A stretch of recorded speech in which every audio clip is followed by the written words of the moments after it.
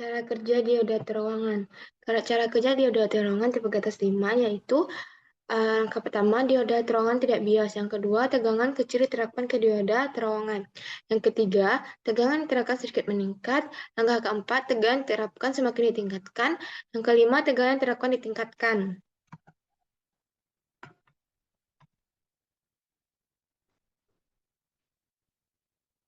Langkah pertama, ketika tidak ada tegangan diterapkan pada dioda terowongan, maka dikatakan sebagai dioda terowongan tidak bias.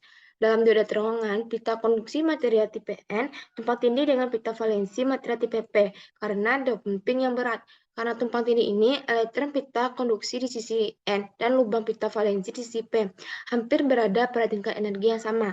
Jadi ketika suhu meningkat, beberapa elektron melakukan terowongan dari pita konduksi daerah N ke pita valensi daerah P dengan cara yang sama. Terowongan lubang dari pita valensi daerah P ke pita konduksi daerah N, seperti pada gambar di samping. Langkah kedua, ketika tegangan kecil diterapkan pada dioda, terowongan yang lebih kecil dari tegangan bawaan lapisan penipisan.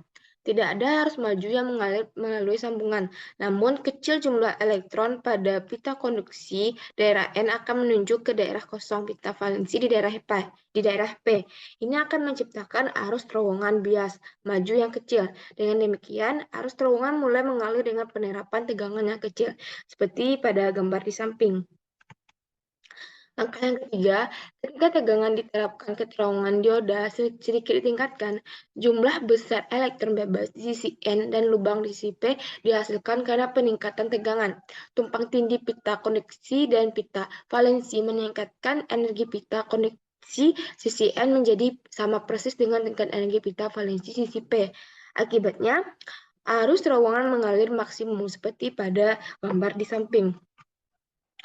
Jika tegangan yang terkuat semakin ditingkatkan, terjadi ketidaksejajaran pada pita konduksi dan pita valensi. Sejak itu, pita konduksi bahan tipe N dan pita valensi bahan tipe P saling tumpang tindih. Terowongan elektron dari pita konduksi daerah N ke pita valensi daerah P dan menyebabkan aliran arus yang kecil.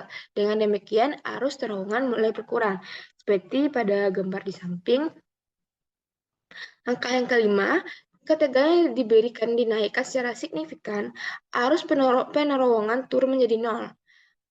Pada titik ini, pita konduksi dan pita valensi tidak lagi tumpang tindih dan dioda terowongan beroperasi dengan cara yang sama, seperti dioda sambungan P dan N normal. Jika tegangannya diterapkan lebih besar dari potensi bawaan lapisan penipisan, arus maju reguler mulai mengalir melalui dioda terowongan.